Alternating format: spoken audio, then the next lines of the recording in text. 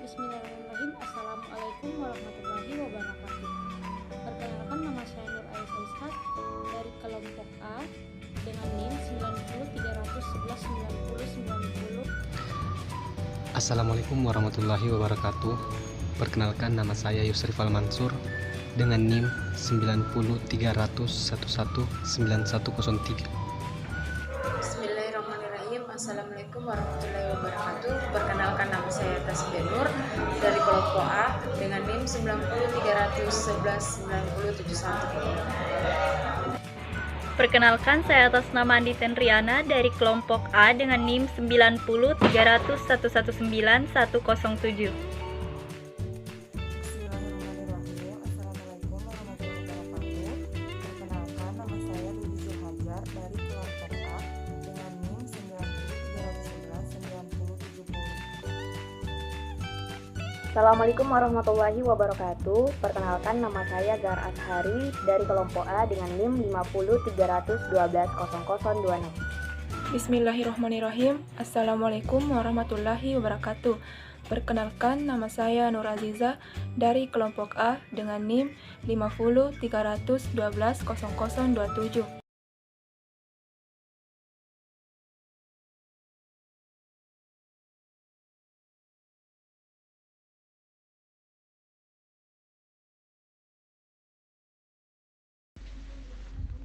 Kita mungkin sering mendengar kata transisi yang memiliki arti yaitu perpindahan.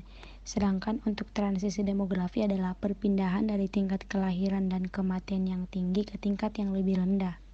Hal ini disebabkan karena perekonomian suatu wilayah atau negara telah beralih dari pra-industrial menjadi ekonomi terindustrialisasi.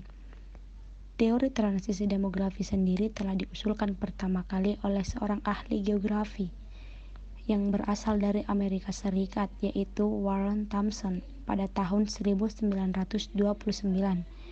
Thompson mengamati jika terjadi perubahan di tingkat kelahiran dan kematian dalam masyarakat industri selama 200 tahun.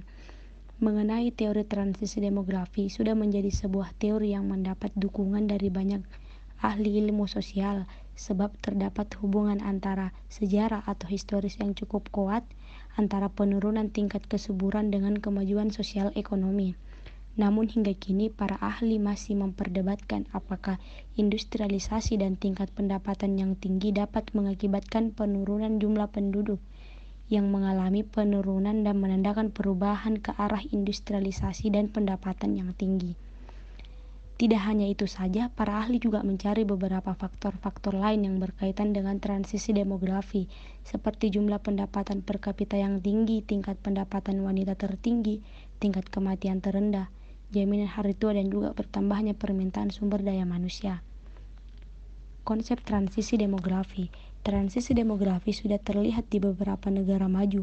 Konsep transisi demografi sendiri menjelaskan bagaimana negara maju tersebut telah melewati tahapan transisi demografi. Setidaknya terdapat 3 tahapan perkembangan transisi demografi, yang dimana tahapan pertama yaitu kelahiran dan kematian yang tinggi. Pada tahapan ini sektor pertanian lebih mendominasi dibandingkan sektor industri. Masyarakat belum paham akan pentingnya pola keluarga kecil guna menyeimbangkan pendapatan dan juga belum paham akan pentingnya kesehatan. Tahap kedua, tingkat kelahiran masih tinggi namun tingkat kematian cenderung rendah.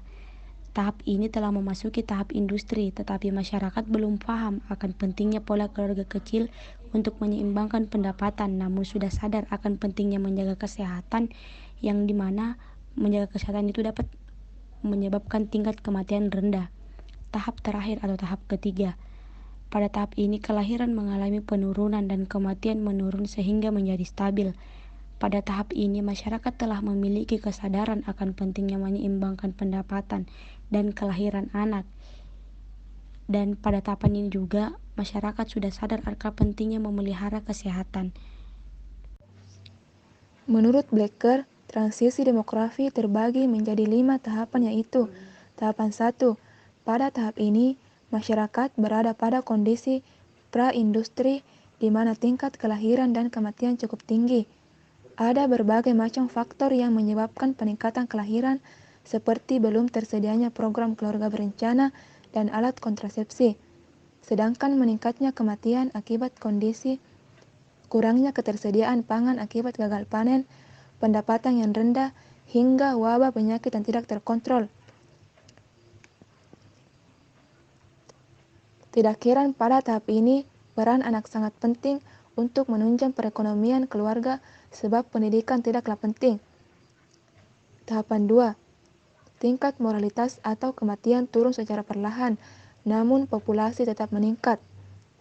Penurunan kematian dialami di negara-negara berkembang seperti di Laos, Yaman, Palestina, dan Afghanistan.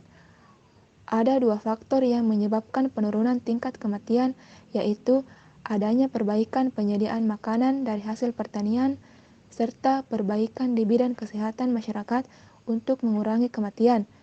Tahapan 3. Tingkat kematian mengalami penurunan dengan cepat dan juga diikuti oleh penurunan di tingkat kelahiran, akan tetapi tidak secepat tingkat kematian.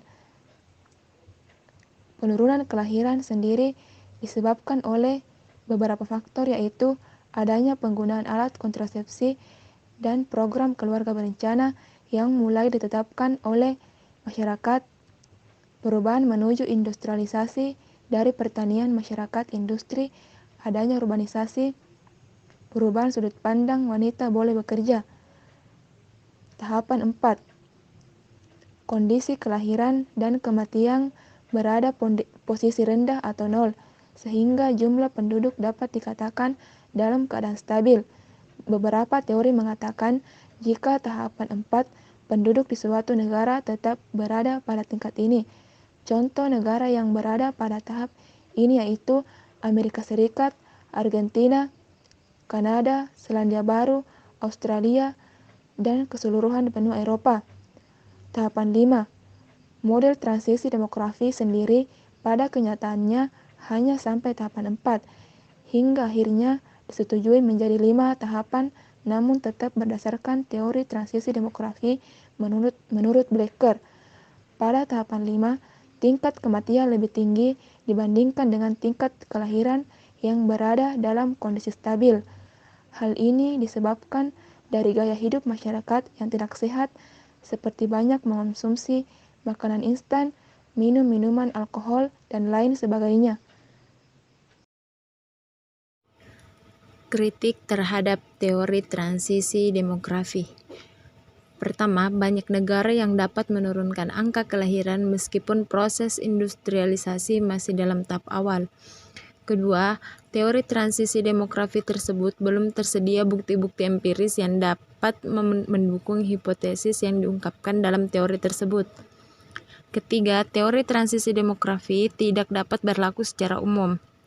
Keempat, teori transisi demografi mungkin tidak dapat menjelaskan secara mikro mengenai apa yang sebenarnya terjadi di sebuah negara, terutama mengenai perilaku reproduksi pasangan suami istri. Seperti semua model prediktif, model transisi demografi memiliki banyak keterbatasan. Keterbatasan itu antara lain adalah gagal dalam memprediksi tahap kelima, di mana angka kelahiran lebih sedikit dibandingkan dengan angka kematian. Model yang dianggap terlalu eurosentris karena menganggap bahwa semua negara akan melalui tahapan-tahapan tersebut. Jika melihat data yang sudah ada, kecil kemungkinan negara-negara miskin di Afrika dapat melewati tahap industrialisasi ekonomi. Tidak semua perubahan kematian dan kelahiran sedrastis yang digambarkan pada model ini. Banyak negara yang pada tahap kedua tidak mengalami penurunan kematian secara drastis karena mereka tidak mampu membuat fasilitas kesehatan dan membeli obat. Selain itu, banyak juga negara yang tidak mengalami penurunan kelahiran secara drastis pada tingkat 3 karena faktor agama yang kuat seperti di Brazil. Negara-negara NIC sekarang mengalami transisi demografi yang jauh lebih cepat dibandingkan prediksi model ini. Hal tersebut disebabkan oleh perkembangan teknologi yang sudah maju dan kekayaan negara-negara tersebut dari perdagangan dan industrialisasi. Materi ketiga yaitu sejarah perkembangan penduduk dunia. Perkembangan jumlah penduduk dunia sangat erat kaitannya dengan perkembangan peradaban manusia dalam berinteraksi dengan alam sekitar. Ada 3 tingkat perkembangan peradaban manusia hingga kini, yaitu zaman ketika manusia mulai memanfaatkan alat-alat untuk kehidupan sehari-hari. Zaman ini berlangsung beberapa juta tahun yang lalu, yang terbagi atas peralatan batu tua, batu muda, dan perunggu. Selanjutnya zaman ketika manusia mulai mengembangkan usaha pertanian, menetap dan mengubah kehidupan yang semula dengan berburu menjadi bertani dan menetap di tempat tersebut. Selanjutnya, zaman mulainya era industrialisasi sekitar abad ke-17 sebelum Masehi, yang ditandai dengan tumbuhnya pusat-pusat industri dan berkembangnya kota-kota.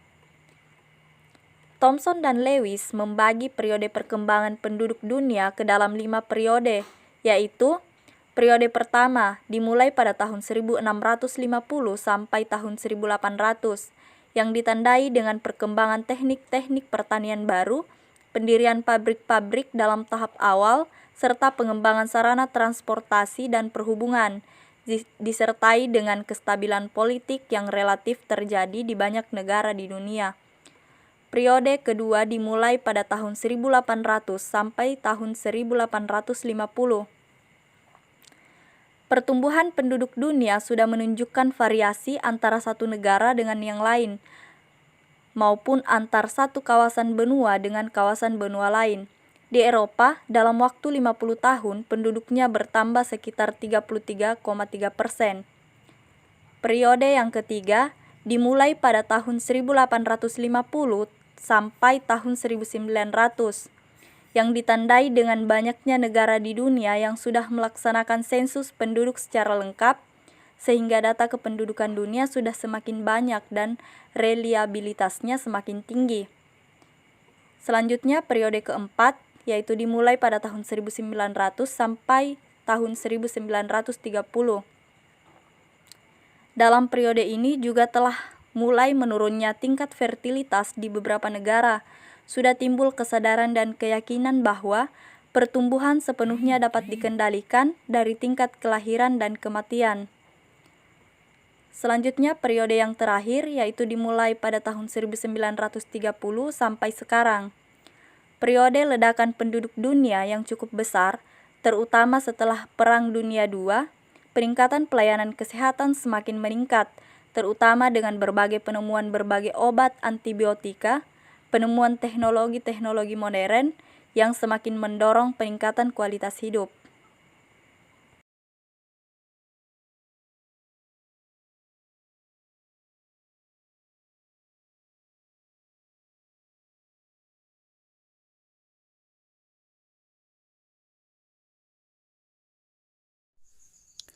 Teori Malthus diturunkan dari tulisan-tulisan Thomas Robert Malthus. Menurut Malthus, pertumbuhan penduduk adalah akibat dari proses pembangunan. Namun, pertumbuhan penduduk tidak bisa terjadi tanpa peningkatan kesejahteraan yang seimbang. Jika tingkat akumulasi modal meningkat, permintaan atas tenaga kerja juga meningkat. Kondisi demikian mendorong pertumbuhan penduduk. Akan tetapi, pertumbuhan penduduk akan meningkatkan kesejahteraan hanya bila pertumbuhan tersebut meningkatkan permintaan efektif.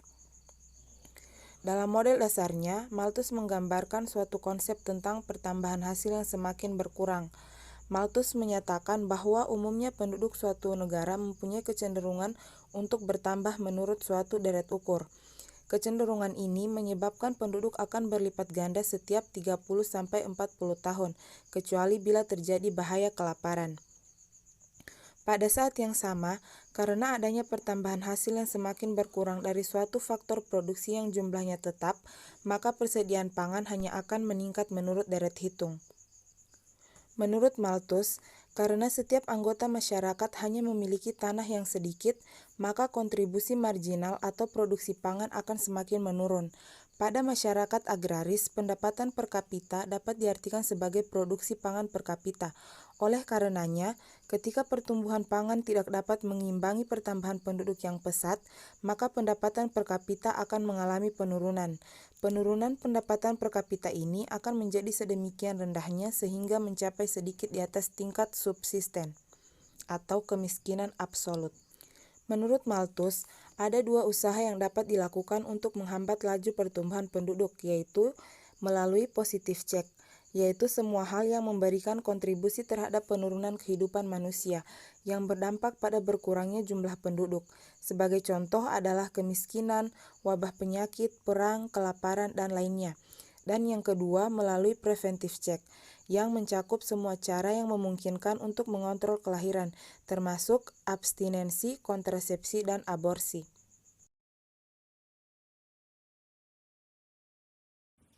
Aliran sosialis. Menurut Marx dan Engels, akibat pertumbuhan penduduk dalam sistem kapitalis adalah kemiskinan dan overpopulation. Tetapi dalam sistem sosialis, pertumbuhan penduduk tidak mempunyai efek sampingan, karena pertumbuhan penduduk akan diserap oleh sistem ekonominya. Pendapat ini dalam kaitannya dengan Malthus, lebih berkaitan dengan akibat pertumbuhan penduduk daripada sebab-sebab pertumbuhan penduduk. Kemiskinan menurut Marx dan Engels disebabkan oleh organisasi masyarakat, khususnya masyarakat kapitalis. Menurut Marx, Malthusian hanya berlaku di masyarakat kapitalis, sedangkan di dalam masyarakat sosialis yang murni, tidak akan ada masalah kependudukan. Berikut beberapa pendapat aliran ini. A. Populasi manusia tidak menekan makanan, tapi mempengaruhi kesempatan. B. Kemelaratan bukan terjadi karena cepatnya pertumbuhan penduduk, tapi karena kaum kapitalis mengambil sebagian hak para buruh. C. Semakin tinggi tingkat populasi manusia, semakin tinggi produktivitasnya. Jika teknologi tidak menggantikan tenaga manusia, sehingga tidak perlu menekan jumlah kelahirannya. Ini berarti ia menolak teori Malthus tentang moral restraint untuk menekan angka kelahiran. Selanjutnya, aliran Neo-Malthusian. Pada abad 20, teori Malthus mulai diperdebatkan kembali. Kelompok ini menyokong aliran Malthus, akan tetapi lebih radikal lagi, dan aliran ini sangat menganjurkan untuk mengurangi jumlah penduduk dengan menggunakan cara-cara preventive check, yaitu menggunakan alat kontrasepsi. Tahun 1871, Ehrlich menurut buku The Population Bomb, dan kemudian direvisi menjadi The Population Explosion, yang berisi A. Sudah terlalu banyak manusia di bumi ini. B. Keadaan bahan makanan sangat terbatas. C. Lingkungan rusak sebab populasi manusia meningkat. Teori kependudukan kontemporer. Teori pertama teori dari John Stuart Mill. John Stuart Mill, seorang ahli filsafat dan ahli ekonomi berkebangsaan Inggris, dapat menerima pendapat Malthus mengenai laju pertumbuhan penduduk melampaui laju pertumbuhan bahan makanan sebagai suatu aksioma. Namun demikian, dia berpendapat bahwa pada situasi tertentu, manusia dapat mempengaruhi perilaku demografinya. Selanjutnya, ia mengatakan apabila produktivitas seorang tinggi, ia cenderung ingin memiliki keluarga kecil. Nah, dalam situasi seperti ini, fertilitas akan rendah. Jadi, taraf hidup atau standard of living merupakan determinan fertilitas. Kemudian teori yang kedua, teori dari Émile Durkheim. Émile Durkheim adalah seorang ahli sosiologis Prancis yang hidup pada akhir abad ke-19. Ia mengatakan akibat dari tingginya pertumbuhan penduduk akan timbul persaingan di antara penduduk untuk dapat mempertahankan hidup. Dalam memenangkan persaingan, tiap-tiap orang berusaha untuk meningkatkan pendidikan dan keterampilan dan mengambil spesialis tertentu. Keadaan seperti ini jelas terlihat pada kehidupan masyarakat perkotaan dengan kehidupan yang kompleks. Sekian, terima kasih.